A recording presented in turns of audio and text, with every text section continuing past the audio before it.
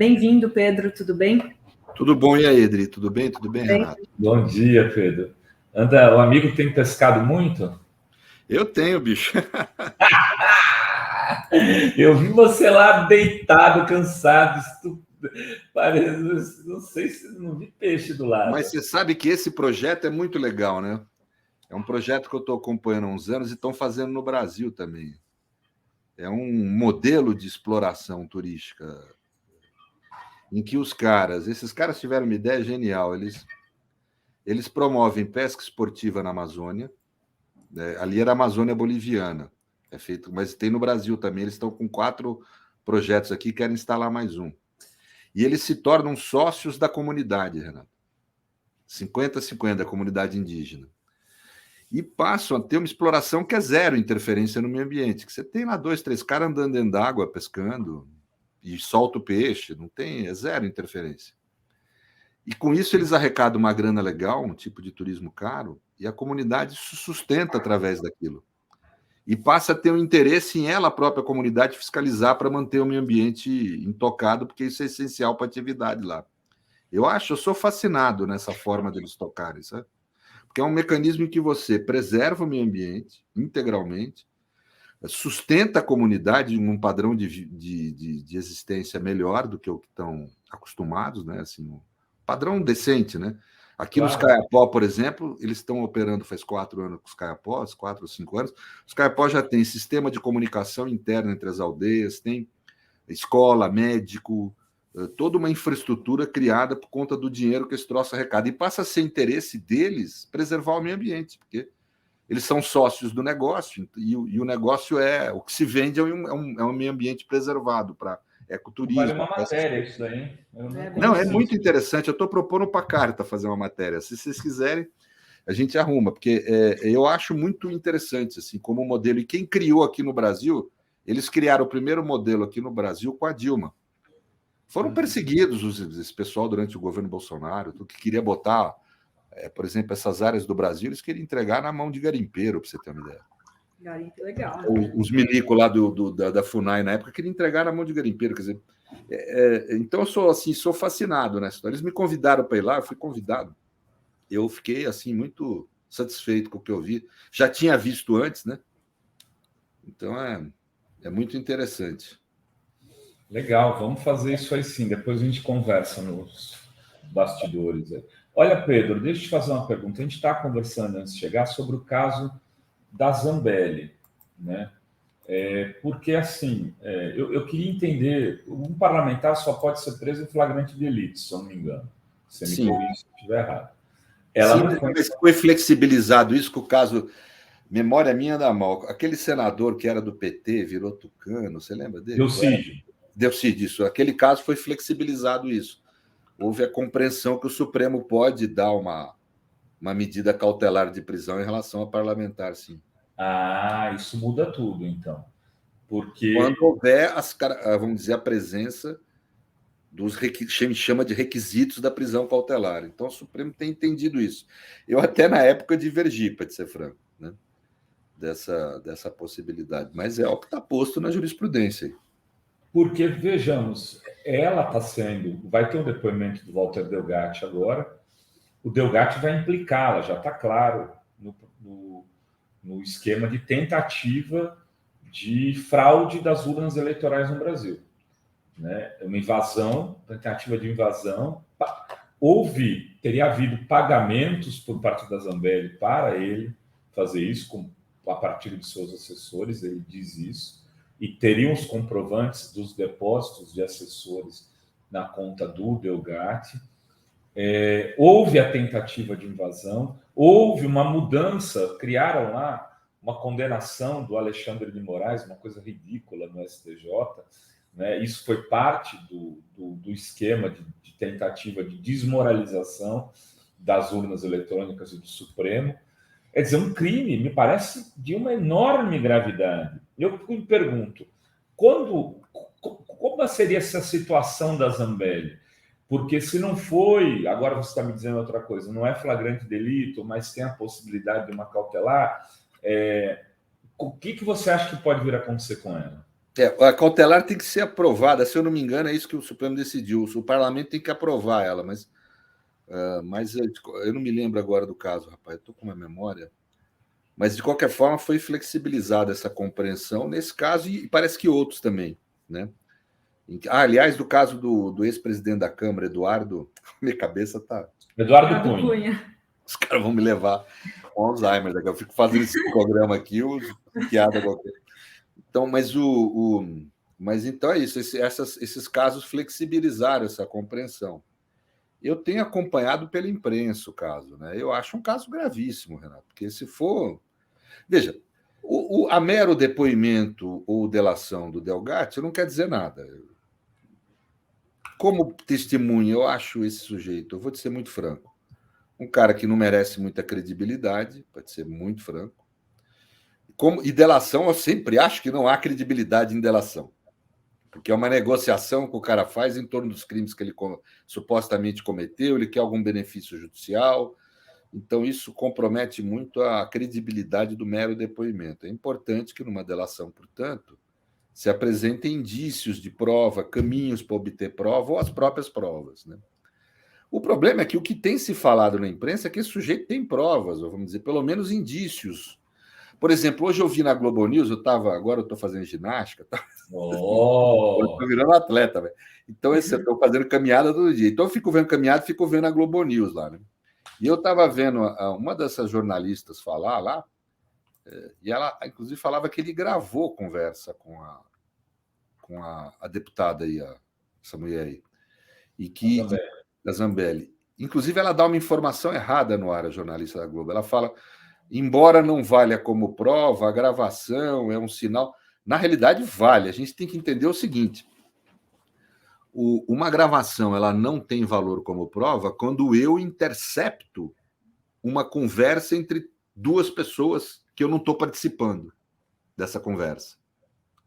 Ou seja, a interceptação ilegal sem autorização judicial é que torna nula a prova. Eu gravar uma conversa da qual eu participo dela é válido, sim. Por isso tem que ter cuidado que fala para as pessoas. Se eu estiver gravando uma conversa com você, isso vale como prova. Porque eu sou participante da conversa e quero demonstrar a veracidade do que eu estou afirmando. De que houve aquela conversa, que o conteúdo foi aquele. Então, tem uma jurisprudência mais restritiva, minoritária, que fala que só pode ser apresentado em defesa. Mas eu tenho a compreensão, e a jurisprudência majoritária também, de que pode sim ser usado como prova. Eu acho que pode mesmo. Uma conversa tanto no campo penal quanto civil, etc. Então, não é verdadeira essa história de que qualquer gravação não vale como prova. Não, o que não vale é hackear. O que não vale é você interceptar indevidamente comunicação entre terceiros, que você não está participando, você está lá quieto só ouvindo, né?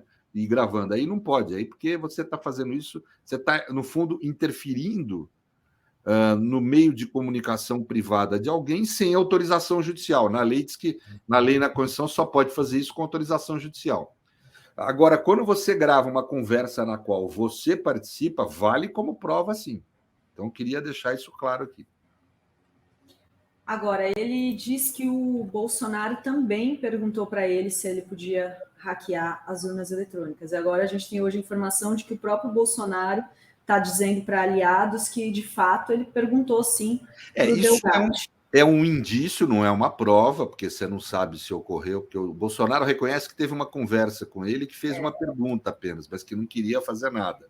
Aí fica, vamos dizer, uma linha de defesa, já que o Bolsonaro está assumindo, e é um indício que envolve Bolsonaro na investigação e pode levar o Bolsonaro a ser processado por isso. O crime é grave. Para você ter uma ideia, invadir banco de dados público, Renato, é um crime que tem a mesma sanção, tanto que é chamado esse crime de peculato eletrônico. O peculato é o crime mais grave que há contra a administração pública no nosso Código Penal. Portanto, a invasão em si já é um crime grave, é um crime de peculato eletrônico. Quando ela é feita para você atacar a democracia, também, na meu ver, passa a incidir artigos da Lei de Defesa da Democracia. E se envolve mais de 3 pessoas, como parece que é o caso, passa a ver o crime de organização criminosa. Ou seja, dá uma cadeia braba isso não é brincadeira, não. Essa mulher aí é bom ela se cuidar, essa Zambelli, ela contratar um bom advogado criminalista do Prerrogativas, o Cacá e o Torongo, porque ela vai ter problema, porque se é verdadeiro isso que a mídia está falando, que ele tem pagamentos recebidos, que ele tem algum tipo de gravação, que houve troca de e-mails, aí você começa a ver que não é só a delação ou o depoimento dele, ele passa a apresentar conteúdos de prova. Essa mulher pode se enrolar, sim, gravemente. Ele teria encontrado ela num desses frango assado da vida aí em Anguera. Quer dizer, será que não tem sistema de monitoramento e câmera? Pode ter sistema de... então, é isso que tem que ver. Se você tiver só o depoimento dele, não é quase igual a nada, mas mais coisas, e parece que tem mais coisas. Então, isso... E essa declaração do Bolsonaro já é o suficiente para envolvê-lo certamente na investigação, talvez numa denúncia, dependendo de como for o andamento da coisa. Se ele tiver metade das provas que a imprensa está anunciando, essa mulher já está denunciada, pode escrever, em crimes graves. Hein? Então, não é uma... Denunciada, e aí poderia perder o mandato, Pedro, de ser presa? Pode perder o mandato, pode ser presa, claro, crime. Né? Aliás, eu acho que a Câmara não tem condição de mantê-la no mandato com acusação consistente. Não precisa nem ser condenada, ela pode ter o mandato cassado pela própria Câmara.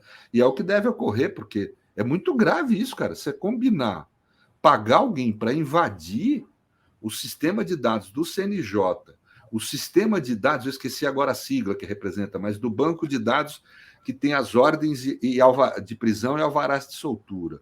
E ela invadiu, ele disse que era para isso. Invadir o sistema eleitoral e atacar a democracia. Gente, isso é muito grave. Não tem nenhuma condição de uma parlamentar continuar sendo parlamentar tendo esse tipo de acusação. A Câmara vai ter que cassar o mandato dela, senão se desmoraliza como poder. Então, óbvio que eu estou falando aqui da hipótese da própria Câmara cassar o mandato dela. Né? Mas ela pode sim ser processada pelo judiciário, a Câmara não vai ter como não aceitar e perder mandato, ser presa, etc. Isso é possível e tem que ser, porque não é um crime qualquer. Né? Veja que são vários crimes. Se você somar as penas mínimas aí, já dá uma cadeia braba. Então, porque é grave, não é porque é um excesso punitivo do Estado, não é porque é grave mesmo que foi feito, não é? Ou que se tentou fazer, né? E ainda usou dinheiro público para isso. Tem aquela suspeita de triangulação, porque o servidor que pagou o Delgatti, a esposa dele recebeu 94 mil reais para fazer tipo um trabalho. Veja, Adri, aí é peculato não eletrônico só. Você tem um peculato clássico aí, que é a apropriação indevida de dinheiro público para fim privado. Então, você tem só nessas duas, peculato eletrônico e peculato clássico, você já tem já começa a ficar grave. Junta organização criminosa, que envolve um monte de gente. Da cadeia isso, gente, cadeia. E ainda pode ser que ainda seja enquadrado em crimes contra a democracia. Então, é grave isso aí. A mídia está tratando qual é essa questão aí, uma coisa, eu vi na Globo News uma atenção ao problema, eles foram corretos como jornalistas, mas acho que uma falta de compreensão da gravidade, tratando como se fosse um dos casos. Gente, esse caso é gravíssimo, não é um caso qualquer, não. E assim, eu falo como profissional do direito, ela vai ter problema aí, ela está com um problemão aí com a justiça. E o Bolsonaro pode vir a ter também. Eu ia perguntar isso. E o Bolsonaro? E o Bolsonaro? Não, por enquanto você tem um indício. O indício é suficiente para investigar e, dependendo do conteúdo da investigação, denunciá-lo. Eu não sei, para condená-lo tem que ter prova da materialidade. Isso acho que para ser denunciado já vai haver prova da materialidade do delito. E tem que ter prova da autoria. Essa prova da autoria é mais complexa. Né? Mas a gente não sabe. Inicia a investigação, esses caras começam a ver um monte de coisas. Né? Ele já reconheceu que conversou com o cara e que fez a pergunta. Então já é talvez já seja o suficiente, por exemplo, ele ser denunciado num processo crime. É grave, não é? E veja, quer dizer, por que você, presidente da República, se encontraria com um hacker, né, que operou um processo... Não, e reconhece que perguntou a ele se é hackeável o sistema eleitoral. Pelo que eu entendi da Globo News, ele não só reconhece, eu não vi a declaração dele, ele não só reconhece que conversou com o cara, como que perguntou Exato. a ele. Aí ele pode alegar que foi por curiosidade, né? Pô, queria só ver, né? Pô, É o que ele alega, é o que ele alega. Perguntar não é crime. Realmente não é, mas tem que ver a circunstância, porque se tiver pagamento.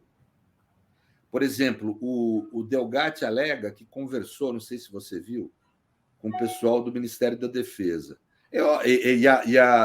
A deputada já começa a trazer para ela, não, ele conversou porque eu que intermediei e pedi. Isso não é verdade. O próprio jornalista da Globo News fez esse alerta. Ele acompanha o Ministério da Defesa como jornalista há muito tempo. Falou, as Forças Armadas não se mobilizam numa questão dessa por conta do pedido da deputada. Então, quer dizer, você começa a ter uma série de indícios que o presidente da República participou. Ele pode se ferrar nessa daí. Vamos ver. A investigação vai dizer. A polícia tem um instrumental para investigar, sabe investigar, tem aí os indícios fortes postos, é ter um pouco de paciência e aguardar. Né? Drida Lorenzo. E tem outra notícia aqui hoje, que é essa suspeita dos PIX, das doações via PIX para o Bolsonaro, que também estão sendo alvo de investigação do COAF, inclusive vendo aí operações, transferências suspeitas. Isso também pode ter alguma consequência aí para prisão do Bolsonaro, que é o que as pessoas mais querem saber, né? Que cobram aí sem anistia e tal. Isso também pode ser um indício de crime, esses indícios? Eu vou dizer. Eu acho muito estranho a PF não estar investigando contribuição feita para Deltan Dallagnol, agora essa contribuição feita para o Bolsonaro. Para você ter uma ideia, Rovai, para nós foi diferente. Na época que o Dirceu e o Genuíno foram acusados, você lembra que houve uma vaquinha para pagar a multa deles? Eu participei dessa vaquinha, né? Dei lá uma quantia. Tive a cautela de dar a quantia, mas declarar no meu imposto de renda, inclusive o nome da pessoa física que recebia, José Dirceu, José Genuíno. Coloquei lá na declaração de renda. Eu fui chamado na Polícia Federal, foi investigado para ver se não era lavagem de dinheiro. Eu me lembro que o delegado me perguntou, por que você deu? Eu falei, eu dei porque é meu. Se não fosse meu, não daria. Não preciso ficar declarando para o Estado as razões ideológicas ou políticas que eu tenho, né? Então, mas eles investigaram. Agora, por que não investigam? 17 milhões em PIX? Isso é estranho.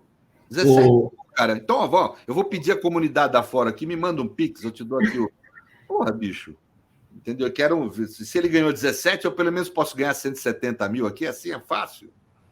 Quer dizer, é muito estranho isso, muito estranho. 17 milhões, muito estranho. O Dallagnol ter tido não sei quantos milhões lá também é estranho, tem que investigar. E se houver, isso aí pode estar maquiando lavagem de dinheiro.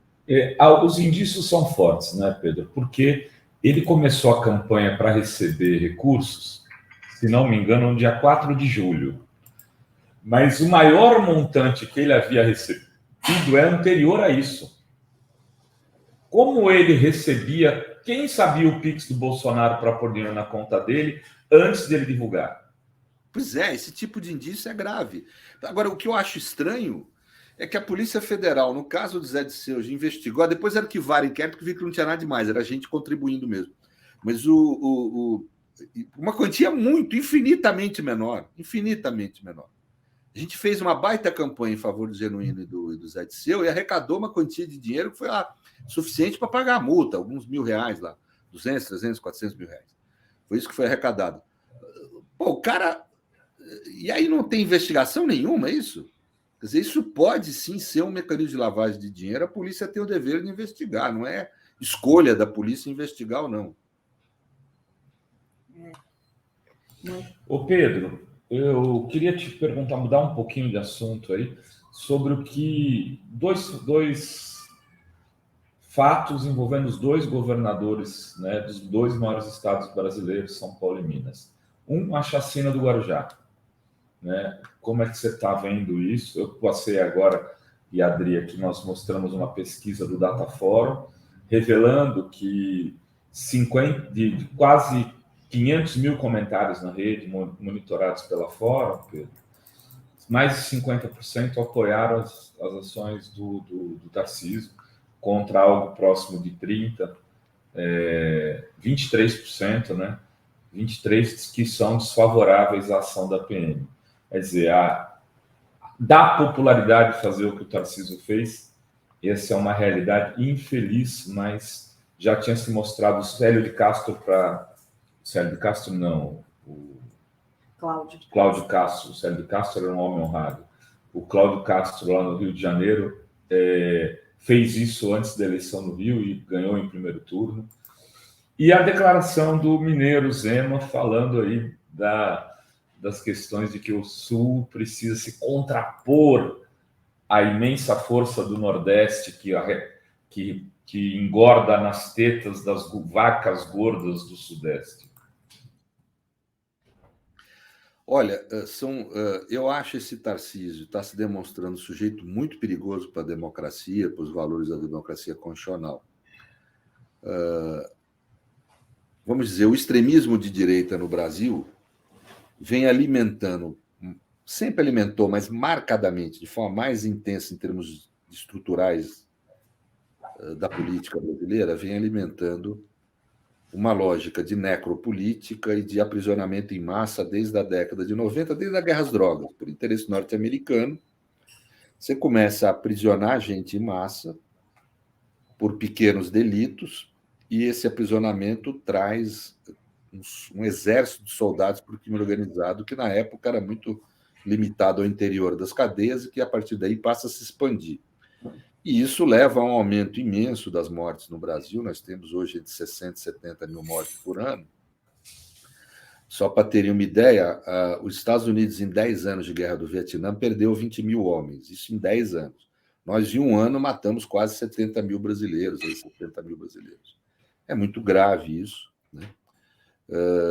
E isso é imediatamente relacionado com a questão do aprisionamento em massa. Mas junto, como um tripé nisso, tem um papel, a mídia tem um papel relevante nisso, que é ter esses programas policiais da tarde, sabe? Esse Catena, da Pena, né? Esse povo aí, que vão mostrando corpos, realizando aquilo que o Achille Mbembe chama de necropolítica. Você usa da morte para controlar os vivos. E isso vai criando na sociedade, numa parte significativa da nossa sociedade, um circuito afetivo que, em essência, é favorável à substituição do Estado democrático de direito por um Estado de segurança, um Estado autoritário, um Estado de polícia, pelo menos nesse ambiente da segurança pública, né? O que é uma ilusão. É uma ilusão, porque a violência estatal sozinha não consegue conter essas ondas de criminalidade e violência. Não consegue, isso já é historicamente demonstrado. Eles usam muito o exemplo das janelas quebradas, da política das janelas quebradas em Nova York, e é o exemplo da Colômbia, que reduziram significativamente índices de crime e violentos, mas, na realidade, ali, além de haver a repressão sempre faz parte, não tem jeito quando se trata, em especial, com crime organizado, mas ali foram acompanhados de profunda política de inclusão social, de acolhimento social. Essas duas políticas, tanto da Colômbia quanto a de Nova York. Ou seja, a segurança pública não é um tema a ser isolado como uma questão de polícia. Segurança pública é mais do que uma questão de polícia, ela é uma questão transversal no Estado e no governo, passa por todas as áreas, a área da economia para reduzir desigualdades sociais, a área social, a área da saúde, a área da educação, ou seja, ela é uma questão transversal e que implica também numa racionalização do nosso sistema penal, e essa racionalização resulta, ou deveria resultar, numa redução dos crimes tipificados no Código Penal, não ter tanta conduta sendo considerado crime. Por quê? Porque você tem recursos limitados por parte do Estado para controlar a criminalidade. Esses recursos, como em qualquer situação de recursos limitados, têm que ser bem empregados, em prioridades. A prioridade deve ser, vamos dizer, entre aspas, controlar ou combater a violência, né? Os crimes violentos, essa que deve ser a prioridade. Então, você precisa de uma racionalização do direito penal, políticas econômicas de inclusão e proteção social, né? E reverter essa política às drogas. Pra você ter uma ideia, Renato, a desigualdade social ela é um truísmo na criminologia. Países onde tem desigualdades sociais são também países violentos, sem nenhuma exceção. Você tem países pobres que não são violentos, como Cuba, por exemplo, que não tem desigualdade, países ricos com mais redução da desigualdade, onde também você tem pouca violência. Mas aonde tem desigualdade social, não é pobreza ou riqueza, onde tem desigualdade, os dados demonstram isso, né? Você tem a presença da violência. Mas no Brasil, se você comparar o Brasil com países de índices de desigualdade semelhantes aos nossos, a nossa violência é maior. Esses países são violentos, nós também, mas nós com índice maior de violência. Por quê? Porque nós tivemos uma política pública de Estado, desde a guerra às drogas, voltada à violência. Criamos exércitos para o crime organizado, né? E ampliamos muito o índice de violência no ambiente social. Tudo isso é racionalidade. São pesquisadores, cientistas, gente que pesquisa esse tema há muito tempo que aponta isso. Só que, como qualquer ciência ou atividade racional, a resposta é complexa para um problema complexo. O fascismo, o extremismo de direita, simplifica o problema. Olha, o problema da violência é um problema moral do bandido e ele precisa ser eliminado. Aí, você eliminando ele, você eliminou a violência.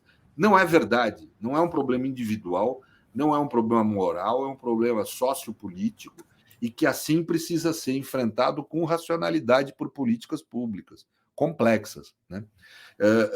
O que a gente precisa fazer para enfrentar essa fala do fascismo que você vê? Como ela é presente na sociedade, como seduziu a sociedade, Renato? Mais de 50% aí apoia essa violência praticada pela PM. Por que apoia? Apoia porque a resposta é simples, né? O bandido pratica violência, eu vou lá e elimino o bandido. O problema é, quem é o bandido? O bandido não é o cara que foi processado, condenado e que se tem certeza cometeu o crime. O bandido é o jovem, pobre, em geral negro, que está passando pela rua. Esse é o bandido, a figura imaginária do bandido. Então você sai matando, né? Você sai matando. Agora, isso diminuiu a violência no Brasil? Não, só fez crescer. Nós temos uma quantidade imensa de jovens que morrem todo ano, a maioria é jovem, em geral negro e sempre pobre, né?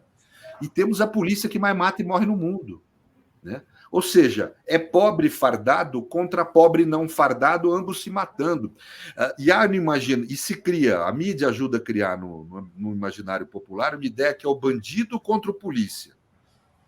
Não se trata de ser contra ou a favor da PM, não se trata de ser contra ou a favor de bandido. Se trata de você ter um problema público que precisa ser racionalmente resolvido dentro dos critérios da democracia constitucional, que é a forma mais civilizada da gente existir. Não se combate barbárie e incivilidade com incivilidade e barbárie. Só aumenta daí a barbárie e incivilidade quando se faz isso, né?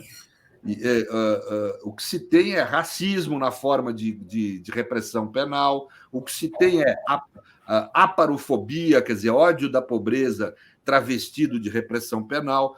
Então, o que se tem é uma elite que quer eliminar a parcela da população pobre. Não é uma briga entre polícia e bandido. Polícia e bandido aí são pobres, não é o coronel da PM que vai dar tiro lá, é o soldado, é o cabo, que é um sujeito que vem do mesmo ambiente do cara que é chamado de bandido, é o jovem, em geral negro, sempre pobre das periferias. Então, esse governador de São Paulo e esse governador de Minas ficam vendendo essa ilusão simplificadora, esse populismo genocida e bárbaro, como se fosse uma grande solução do problema de segurança pública, que não é, né? E esse Tarcísio, eu vou te dizer, esse Tarcísio e esse Zema são um perigo, porque eles são...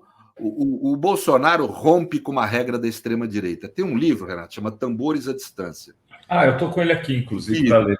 Ele é ótimo, por quê? Porque tem várias qualidades esse livro. Ele faz uma descrição muito precisa das várias linhagens de pensamento da extrema-direita no mundo. Mas o Murral, que é o pesquisador aí, ele é um pesquisador acadêmico e um militante antifascista.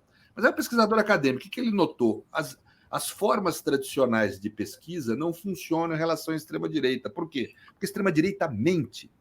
A extrema-direita esconde e escamoteia suas posições, porque sabe que as suas posições não são apenas contra a esquerda ou contra os liberais ou contra os democratas, são posições anti-humanistas, o que é muito difícil defender. Então elas escondem, escamoteiam, trazem suas verdadeiras posições para a penumbra. Então ele, como método de pesquisa acadêmico, resolve se infiltrar. Ele se infiltra em organizações, se infiltrou na Ku Klux Klan, se infiltrou na extrema-direita europeia, ia se infiltrar no bolsonarismo aqui no Brasil, a pandemia impediu. Mas o que demonstra isso? A extrema-direita mente. Qual que é o problema de Bolsonaro? Bolsonaro foi mais sincero da sua desumanidade, na sua crueldade, no seu temperamento genocida. Ele foi muito mais transparente. Então, isso criou uma dificuldade para o bolsonarismo, digamos assim, para o extremismo de direita no Brasil se vender. Zema e o Tarcísio, eles mentem, eles sabem mentir, eles sabem enganar, eles sabem esconder suas verdadeiras posições, então são mais perigosos. Eu queria alertar os democratas, a cidadania em geral, desse problema. E que nesses momentos em que você defender a barbárie traz mais curtidas, mais likes, mais apoio por causa dessa má compreensão que parcela grande da sociedade tem do problema de segurança pública, nesse momento eles se revelam. E o Zema agora se revela com um comportamento pior, que é um racismo. Eu sempre denunciei, desde o caso Lula, o racismo regional no Brasil. O Sul-Sudeste não gostam, tem problemas com o nordestino. É o baiano em São Paulo, é o Paraíba no Rio, né? Tem preconceito racista contra os nordestinos. O Zema nada mais faz do que consolidar e convalidar esse racismo.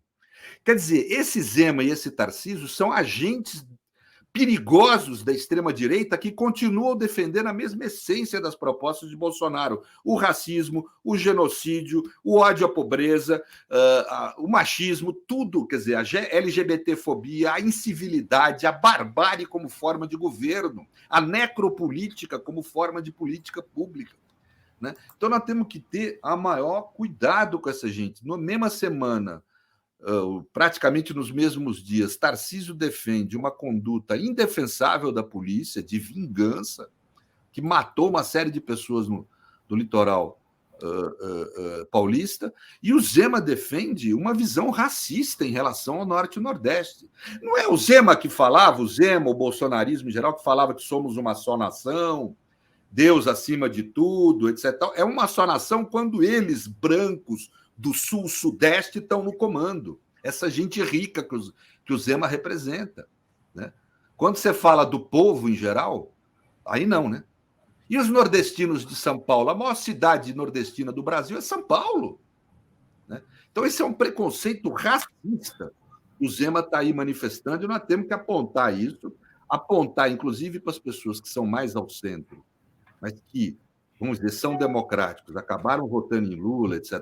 Apontar que esse Zema e esse Tarcísio são tão perigosos quanto o Bolsonaro, aliás, mais.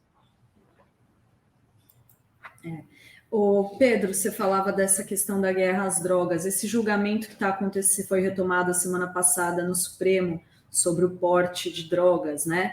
Ele vai tá 4-0, né? Agora o Gilmar pediu mais tempo para analisar os votos, né? Inclusive do Alexandre de Moraes, e mais a expectativa é que ele seja retomado ainda nos próximos dias. Ele pode mudar alguma coisa nessa questão por conta da lei de drogas ali, né, de não deixar claro quem é que nós temos que ter claro.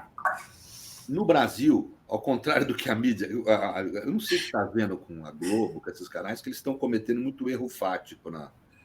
Não sei se a qualidade do jornalismo lá parece que está depreciando, deve ter alguma razão para isso. Mas eles falam outro dia, não, no Brasil não é crime portar para uso. Não, é crime sim, é crime. Claro.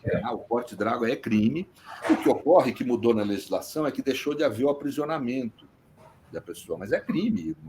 Macula a imagem social do sujeito, cria uma série de problemas sociais, porque é considerado um criminoso. Né? Então, o que há na decisão do Supremo, que é corretíssima no mérito, é falar, numa democracia constitucional, não tem sentido o Estado criminalizar condutas que não ocasionem danos intensos a terceiros. Isso é o liberalismo mais clássico. Não estamos falando nada de esquerda, aí, como tem falado o bolsonarismo. Né? É o liberalismo mais clássico que há, utilitarista, etc. Né? Ou seja, não tem sentido o Estado chegar com a intervenção mais intensa que o Estado pode ter na vida da pessoa é criminalizá-la, é uma conduta dela que seja considerada crime. Ora, para considerar uma conduta crime numa democracia constitucional, é necessário que essa conduta ocasione danos sensíveis a terceiros. Né? Um cara que consome maconha em casa, e vou dizer aqui, cocaína, outras drogas, o Supremo está limitando a questão da maconha, é um avanço, mas não é o ideal. Né? Qualquer droga que a pessoa consome não pode ser punida por isso, ela está afetando o corpo dela, não está afetando o terceiro. Né? Então, o que o Supremo está fazendo é isso, é pegar a maconha como exemplo, que é a droga parece que menos impactante, pelo que falam, né, dessas drogas que existem aí, substâncias entorpecentes, e estabelecendo que o consumo dela não é crime. Né? Esse é o primeiro elemento da decisão do Supremo, que é corretíssimo, e não deve ser mesmo. Numa democracia constitucional, o uso de substância entorpecente não pode ser considerado crime, pode ter outro tipo de restrição do Estado, não a restrição